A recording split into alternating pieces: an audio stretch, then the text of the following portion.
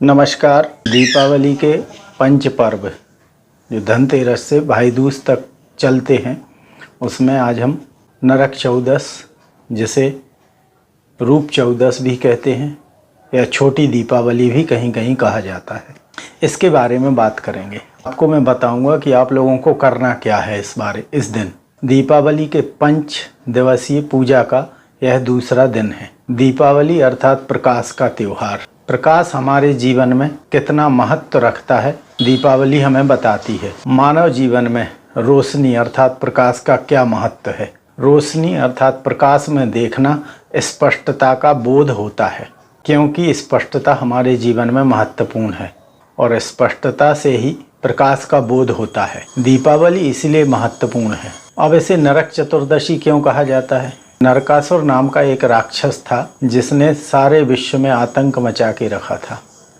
उस समय कोई भी सुखी संपन्न जीवन नहीं जी रहा था। सब लोग एक जड़ता को प्राप्त हो गए थे। भगवान कृष्ण ने उस नरकासुर का वध किया था, इसीलिए इस दिन को हम नरक चतुर्दशी भी कहते हैं, क्योंकि भगवान कृष्ण ने उस नरक जैसे माहौल से नरकासुर का वध कर प्रजा को उस जड़ता, उस शून्यता से मुक्ति दिलाई थी। और जब भगवान कृष्ण ने इसका अंत किया तो उस दिन को नरक चतुर्दशी कहा गया। उस समय लोगों ने महसूस किया कि जब नरकासुर का शासन था तो वह कितने सुस्त हो गए थे और उनमें जड़ता आ गई थी। वह जो जीवन जी रहे थे वह जीवन तो सक्रिय नहीं था। यदि जीवन में जड़ता आ जाए तो जीवन व्यर्थ हो जाता है। कोई व्यक्ति स्वभाववश कैसा भी हो, लेकिन यदि जड़ता प्रवेश कर गई उसके जीवन में तो उस व्यक्ति का जीवन शून्य होता है। इस नरक चतुर्दशी में हमें इसी जड़ता को अपने जीवन से दूर करना है। इस नरक चतुर्दशी, जिसे हम रूप चौदस के नाम से भी जानते हैं, इसमें 6 देवी देवताओं की आराधना पूजा। माता महाकाली ने इस दिन ही राक्षसों का अंत किया था और हम लोगों को उनसे मुक्ति दिलाई थी। पृथ्वी जो राक्षसों से भयाक्रांत हो गई थी, माता काली ने पृथ्वीवासियों को उससे मुक्त किया था। कुछ शास्त्रों में या दक्षिण भारत के कुछ हिस्सों में इस दिन को हनुमान जी का जन्मदिन भी माना जाता है, तो हनुमान जी की भी पूजा इस दिन की जाती है। भगवान वामन जो विष्णु भगवान के अवतार थे, उन्होंने राजा बलि से 3 पग धरती इसी दिन मांगी थी और राजा बलि से पृथ्वी को मुक्त कराया था। यमराज के निमित्त भी इस दिन दीपदान किया जाता है। तो सबसे पहले आप लोगों को नरक चौदस, जिसे हम रूप चतुर्दशी भी कहते हैं, करना क्या है? सबसे पहले आपको सूर्योदय के पूर्व उठना है और अभ्यंग स्नान करना है। अभ्यंग स्नान का आयुर्वेद में हमारे शास्त्रों में बहुत महत्व बताया गया है। जो हमारे शरीर में जड़ता या गंदगी आ गई है उसे इस अभ्यंग स्नान से धोना है, क्योंकि उसके दूसरे दिन ही दीपावली रहती है। अब यदि लक्ष्मी जी की आपको पूजा करनी है तो आपको मन, वचन और कर्म से शुद्धि चाहिए। इसीलिए एक दिन पहले यह रूप चौदस नरक चतुर्दशी को अभ्यंग स्नान का महत्व बताया गया है, क्योंकि लक्ष्मी वहीं निवास करती है जहाँ साफ स्वच्छ वातावरण हो, साफ स्वच्छ जगह हो। तो आपको सबसे पहले सूर्योदय के पूर्व उठना है और तिल के तेल का उपयोग आपको अभ्यंग स्नान में करना है। तिल का तेल लेना है, इससे सारे शरीर में मालिश करनी है। इससे हमारा मन और शरीर दोनों पवित्र हो जाते हैं। इस स्नान से हमारे आलस और नकारात्मकता दोनों दूर हो जाती हैं और शरीर की डेड सेल्स भी निकल जाती हैं। तिल का तेल हमारे शरीर को गर्मी प्रदान करता है, क्योंकि दीपावली जिस समय होती है उस समय शरीर में पित्त का प्रकोप बढ़ा हुआ रहता है और तिल के तेल से मालिश करने से उस पित्त के प्रकोप को हम शांत करते हैं। इस तिल के तेल में आप बेसन, हल्दी, चंदन पाउडर, मुल्तानी मिट्टी, गुलाब जल, इनका मिश्रण करके अपने शरीर पर उपटन करते हैं और सूर्योदय के पहले ही आप स्नान आदि से निवृत्त हो जाते हैं। तो यह हुआ अभ्यंग स्नान। आपको सबसे पहले अभ्यंग स्नान इसमें करना है। वात, पित्त और कफ, हमारे शरीर में 3 नाड़ियां हैं और 3 प्रकार के व्यक्ति भी होते हैं। अब यदि आपको नहीं मालूम कि आपका वात बढ़ा हुआ है, पित्त बढ़ा है या कफ बढ़ा है, तो आप तिल का तेल या बादाम का तेल, यह दोनों तेल ऐसे तेल हैं, इनकी प्रकृति ऐसी है कि यह वात पित्त कफ तीनों को शांत करते हैं। आपने तिल के तेल से मालिश की, उपटन लगाया और 30 मिनट बाद करीब हल्के गर्म पानी से आप स्नान करें। आप यदि दूसरे प्रकार से स्नान करना चाहते हैं तो मुल्तानी मिट्टी, हल्दी और गोबर, इनका भी, गाय का गोबर, इनका भी आप उपटन में प्रयोग कर सकते हैं। इसके बाद आपको साफ स्वच्छ कपड़े पहनना है, हो सके तो सफ़ेद वस्त्र धारण करें। एक तांबे का लोटा लेना है, तांबे के लोटे में थोड़े से काले तिल डालना है और दक्षिण दिशा की ओर मुख करके अपने पितरों के निमित्त और यमराज के निमित्त तर्पण करना है। ओम यम देवाय नमः तर्पयाम समर्पयामि। इस मंत्र से आप अपने पितरों के लिए, यमराज के लिए 3-3 अंजुलि जल दें। इस दिन पूरे घर की साफ सफाई हो जाना चाहिए। एक हमारे शास्त्रों में श्लोक है, आप देखें, तेले लक्ष्मी जल गंगा दीपावल्या चतुर्दशी प्रातः स्नान कुर्यात यम लोक न पश्यति। इस श्लोक में बताया गया है कि दीपावली की चतुर्दशी को, नरक चतुर्दशी जिसे हम कहते हैं, उस दिन तेल में लक्ष्मी और जल में माँ गंगा निवास करती हैं और जो अभ्यंग स्नान करता है उसे यमलोक का मुँह कभी नहीं देखना पड़ता, नारकीय जीवन कभी नहीं जीना पड़ता, पितर उसके कभी रुष्ट नहीं होते, पितरों का भरपूर आशीर्वाद प्राप्त होता है, कुल देवी देवताओं का आशीर्वाद उसे प्राप्त होता है। तो आप सबसे पहले अभ्यंग स्नान को प्रधानता दें। इसके बाद आप स्नान आदि से निवृत्त हो गए, यमराज और पितरों के लिए तर्पण कर दिया। इसके बाद आप माँ काली के मंदिर जाएं या घर में यदि आप एक दीपक जलाकर माँ काली की पूजा कर सकें तो माँ काली की आराधना करें। माँ काली की आराधना में आपको काली कवच का पाठ करना है, जो अति शुभता आपके जीवन में देगा, हर प्रकार की विघ्न बाधा आपको दूर करेगा। यदि आप एक बार भी माँ दक्षिणावर्ती काली कवच का या मंगलम काली कवच, जो रुद्रयामल तंत्र में बताया गया है, उसको कर लेते हैं तो 1 साल तक यह आपके आसपास कवच का कार्य करेगा। किसी भी प्रकार की नकारात्मकता, किसी भी प्रकार की बुरी नज़र आपका कुछ नहीं कर सकेगी। यदि आपको यह स्रोत नहीं मिलता है तो डिस्क्रिप्शन बॉक्स में आप लिंक दी हुई है, उस पर जाकर आप उसे डाउनलोड कर लें।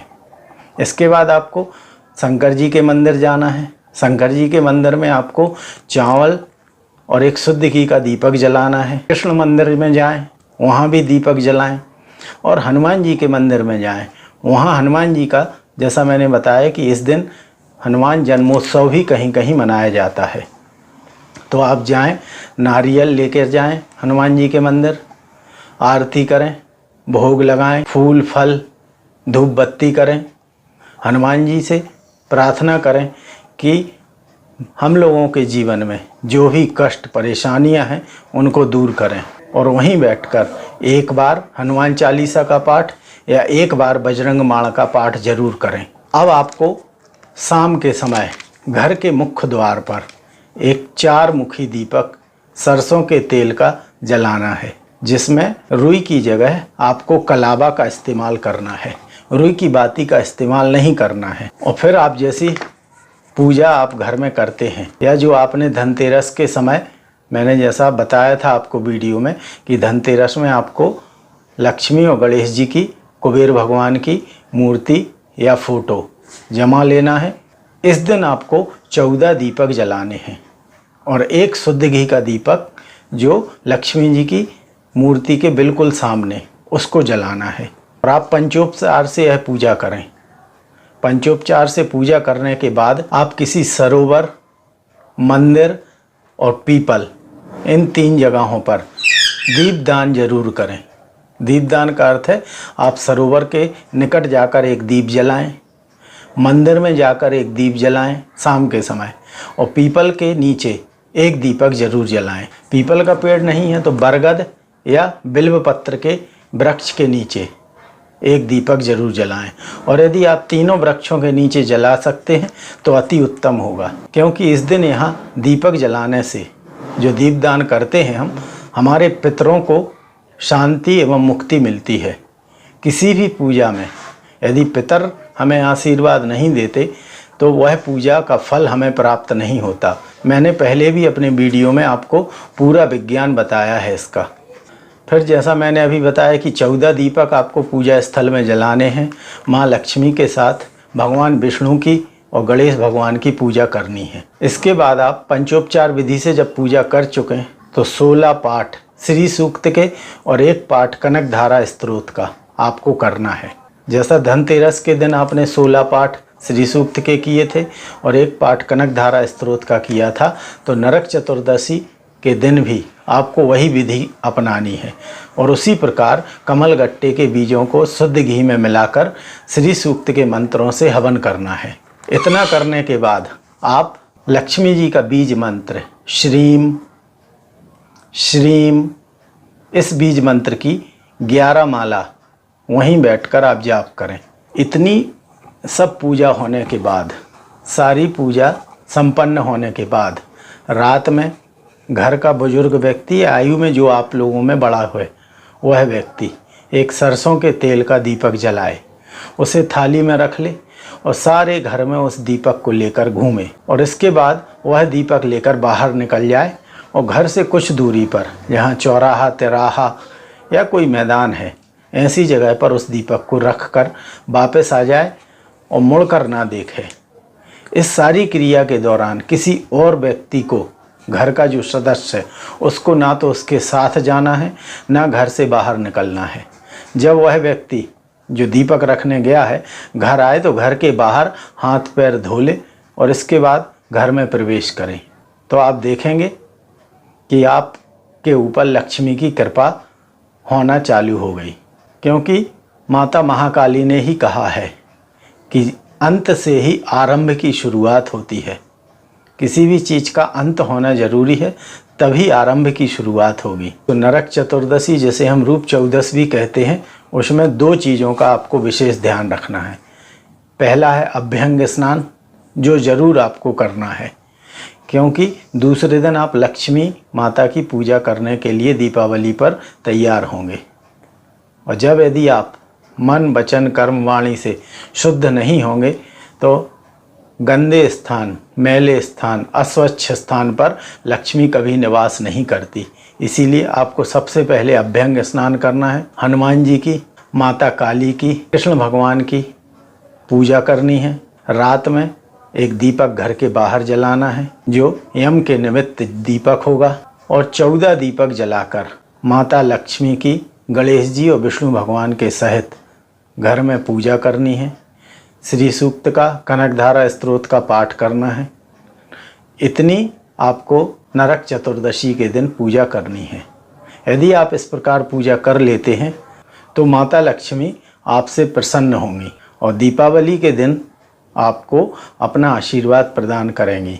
यदि आप लोगों का कोई प्रश्न होता है तो आप कमेंट्स में लिखें, मैं उसको देखूंगा, उसके उत्तर देने की कोशिश करूंगा। यदि आप लोगों को मेरा वीडियो अच्छा लगा तो आप सब्सक्राइब करें, लाइक करें, शेयर करें, जिससे और लोगों को भी लाभ प्राप्त हो सके। इसके बाद मैं जो वीडियो बनाऊंगा उसमें दीपावली लक्ष्मी पूजन में किन जरूरी बातों को ध्यान में रखना है। यदि उन बातों को आप ध्यान में नहीं रखेंगे तो पूजा का कोई भी फल आपको नहीं मिलेगा। तो मैं आपको कल लक्ष्मी जी की पूजा में किन बातों का आपको ध्यान रखना है वह बताऊंगा। इसके बाद अगले वीडियो में मैं आपको दीपावली पूजन की संपूर्ण विधि बताऊंगा।